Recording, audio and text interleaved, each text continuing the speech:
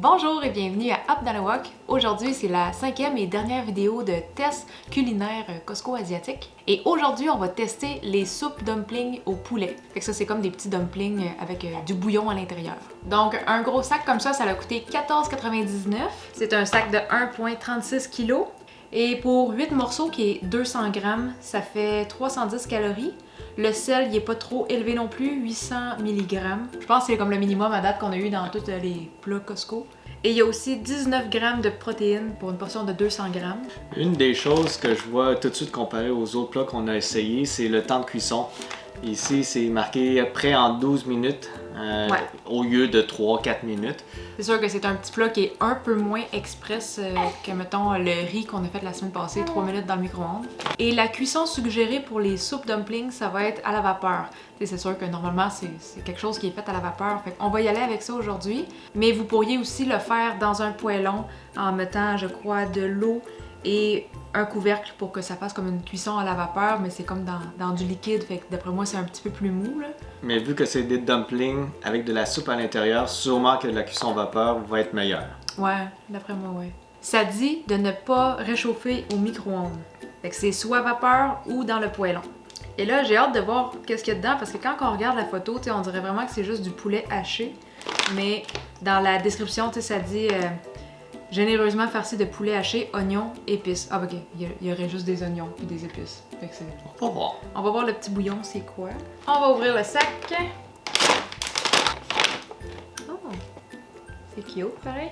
On dirait des petits banbars, des petits pains vapeur, là. Ah, j'avoue. Miniature. Fait que là, pour une portion de 200 grammes, ça serait 8 dumplings. On va juste remplir 2 racks de cuiseur vapeur, parce que ça va être notre dîner. Moi, je vais sûrement en prendre 8 à 10, puis Quitam, je sais pas, 12 à 15. Je vais en prendre 12. 12? Ok. 10. Ok, je vais remplir 2 racks comme ça, avec 10. Ok. Et là, on va aller faire cuire ça à la vapeur.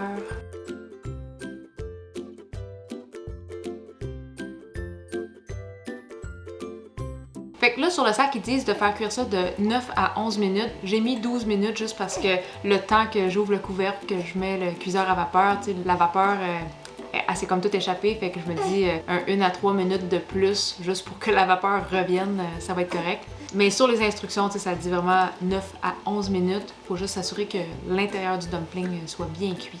Ah, toi, tu profites de ces 12 minutes-là pour bien manger?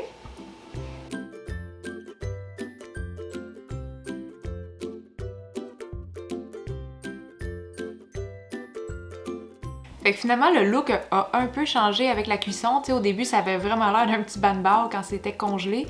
Et on voyait que sur l'emballage, ça avait vraiment une plus belle forme avec le petit milieu un peu plus comme pointu. T'as vu-tu?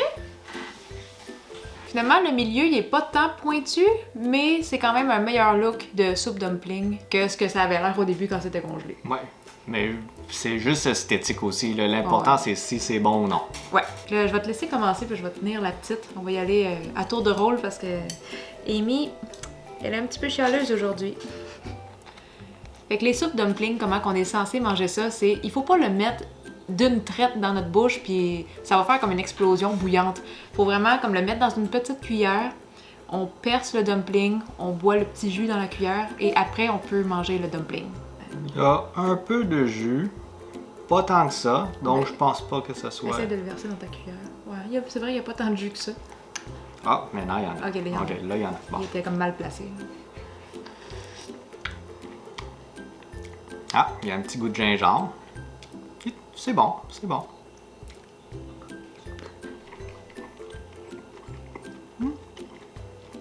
C'est-tu bon? Ouais. Juste moi? Les saveurs sont simples, mais sont bien équilibrées. Il y a une petite touche agréable de gingembre dans ça. La texture de la pâte est bonne. Je m'attendais à avoir peut-être un peu plus de soupe, mais je veux dire, quand je regarde, les dumplings sont pas immenses non plus. Donc, c'est bien correct. Mon tour!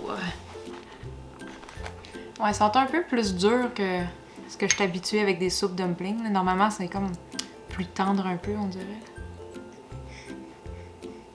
Fait qu'il n'y a pas tant de bouillon que ça, tu sais, c'est une demi-petite cuillère. C'est vrai que ça goûte le gingembre, t'as raison.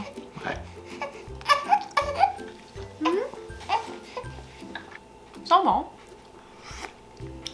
Mais c'est un petit peu générique, encore une fois. C'est des Ça me- saveurs simples, ouais. Ça me fait penser à quand on a testé les dumplings bulgogi.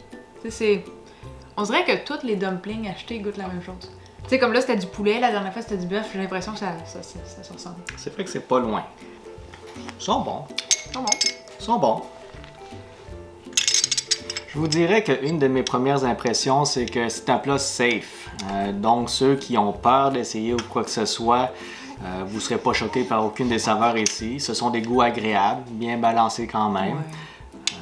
C'était quand même facile à faire. C'est juste un peu plus long que les plats congelés normaux à 12 minutes. Mais je veux dire, c'est un bon petit plat. Mais je pense qu'il n'y a juste pas autant de soupe que dans un soupe dumpling normal. Là. Mais je pense que pour les soupes dumplings congelées, ça serait comme dans le top là, qu'on pourrait avoir. Attends, moi, c'est un complet. Mais... Ouais, ben, normalement, là, tu peux pas vraiment te mettre ça dans la bouche direct comme ça. Là. Là, je vais en essayer un complet, sans le percer. Je vais vous donner mon impression.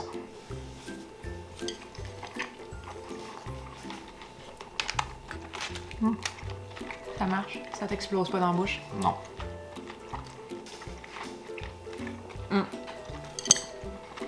C'est bon, c'est juteux. Le seul aspect, c'est si c'était ultra chaud, ça se peut que vous brûliez la langue, donc faites attention. Mais quand c'est un peu refroidi, ça se fait très bien de manger ça au complet sans le percer d'avance. Ça coûtait combien? 14,99. Pour 6 portions? Ben, 6 portions. Ça, c'est si on fait 6 portions de 8, mettons. Ouais, c'est correct comme prix, c'est correct. Ça reste des dumplings. Ça reste des dumplings, c'est pas un plat spectaculaire, mais c'est un bon plat.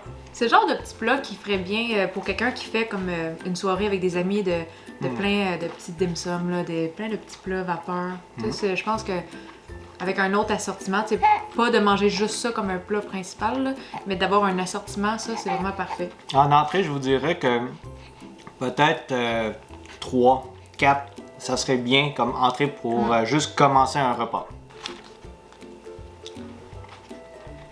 Mais je t'avoue que moi, je m'attendais vraiment pas à grand-chose. On dirait que j'avais comme pas réfléchi à qu'est-ce que ça goûterait. Je m'attendais juste à des dumplings, fait que mes attentes étaient pas super élevées. Fait que je suis quand même assez agréablement surprise. Tu sais, les saveurs sont bien balancées pareil. Je trouve que le niveau de sel, il est juste correct. Ça a pas besoin de petites sauces soya non plus. On peut les manger juste comme ça, puis c'est assez savoureux. Mais encore là, ça vient pas avec une sauce, puis ça peut être mangé tout seul. Mais selon moi, vu que le goût, il est quand même safe. Une petite sauce pourrait puncher un petit peu le plat un peu plus. Peut-être une petite sauce soya ou quelque chose comme ça. Mettons qu'il y a de la marge de manœuvre pour quelqu'un qui veut vraiment manger ça avec une sauce. C'est des saveurs qui sont assez simples pour être matchées avec un petit peu de n'importe quoi. Exact. Sauce soya, peut-être même une mayonnaise épicée. On sait pas. Peut-être. Là.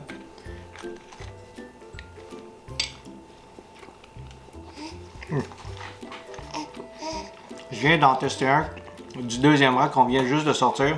C'est plus chaud, donc faites attention quand ça vient juste de sortir.